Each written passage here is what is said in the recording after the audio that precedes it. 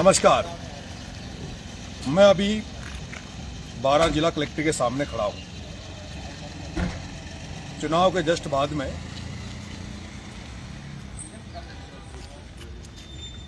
आपने देखा होगा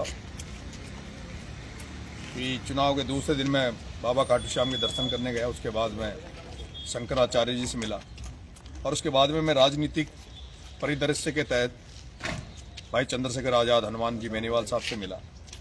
और अभी मैं कल जब 12 में आया था तो मेरा मन था कि मैं छबड़ा जाकर लोगों को धन्यवाद दूं, लोगों से मिलूं और अंता में लोगों से मिलूं, उनके हालचाल जानूं, बात करूं।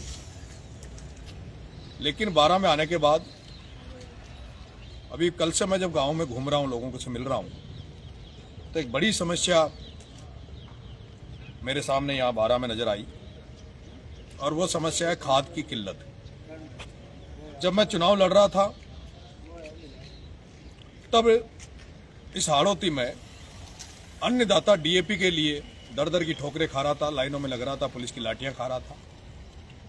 उसके बावजूद भी उसको डीएपी समय पर नहीं मिला और मिला तो अटैचमेंट के साथ मिला। और जिनको डीएपी दिया गया, कई किसान तो ऐसे थे जिन्होंने बिना डीएपी खाद के फसलों को बोया है और बिना डीएपी, बिना यूरिया के जो फसल होती है उसकी क्या हालत रहती है किसान अच्छी तरह जानते हैं। पहले डीएपी नहीं मिला और पिछले 3-4 दिन से हाड़ौती में 12, झालावाड़, क्योंकि कोटा बूंदी का अभी ध्यान नहीं है क्योंकि वहां का लोकसभा स्पीकर बैठा है, लेकिन 12 और झालावाड़ में यूरिया खाद की भयंकर किल्लत है। 266 का कट्टा 400 में भी नहीं मिल रहा। और जिस तरह से जो डीलर हैं, सोसाइटियां हैं, वो कालाबाजारी कर रही है, फायदा उठा रहे हैं, ज्यादा कीमतों में अपने मिलने वालों को, परिचितों को खाद दे रहे हैं और आम आदमी को खाद मिल नहीं रहा। कई जगह फोटो आ रही है, अखबार में भी खबरें चल रही है कि भाई यूरिया खाद की बड़ी किल्लत है। और मैंने अब सारे मेरे काम छोड़कर, शादी ब्याह सभी जो भी मेरे कार्ड थे, निमंत्रण कार्ड थे, उनको छोड़कर मैं अभी 12 जिला कलेक्टर के सामने खड़ा हूं,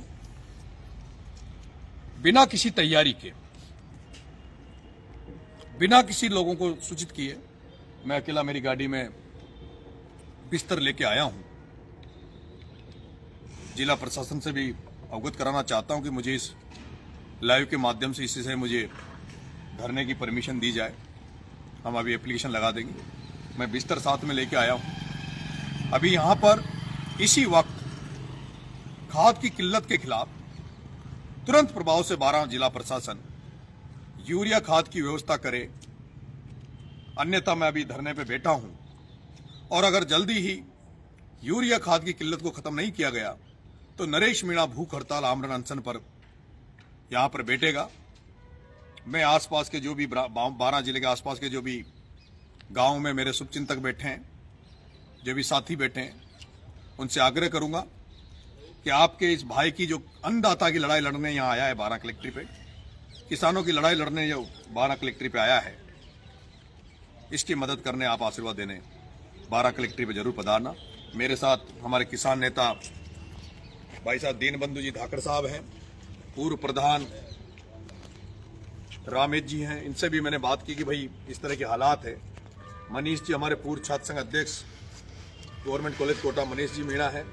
भाई राम प्रसाद जी मेघवाल साहब हैं जो हमारे साथ पूरे टाइम रहे, किसानों के प्रति इनका शुभचिंतक है। जीतू बालापुरा है और मेरे कई विजय भाई, फौजी साहब विजय भाई, क्योंकि मैंने किसी को अभी इस बारे में बताया नहीं है। मैं अचानक से मुझे लगा कि मुझे अब किसानों की लड़ाई लड़नी चाहिए, धरना किसानों के लिए देना चाहिए, तो हम अचानक से यहाँ आए।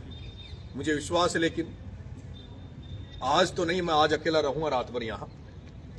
कल सुबह जितने भी आसपास के गांव में जो हमारे शुभचिंतक है, जो किसानों के भलाई चाहते हैं, किसानों के हितों में जो लड़ना चाहते हैं, उन सभी क्रांतिकारी साथियों का, सभी किसान भाइयों का मैं आह्वान करूंगा इस लड़ाई में हमारा साथ दें। बहुत बहुत धन्यवाद।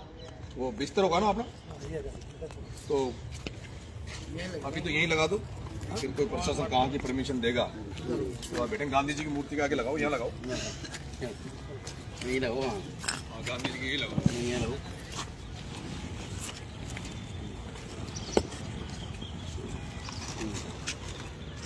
मैं प्रशासन से ये अवगत करा देना चाहता हूं कि मैं अकेला आया हूं, तो प्रशासन ये नहीं समझे कि नरेश मीणा अकेला है, क्योंकि ये किसानों की लड़ाई है, लाखों हजारों किसानों की लड़ाई लड़ रहा हूं।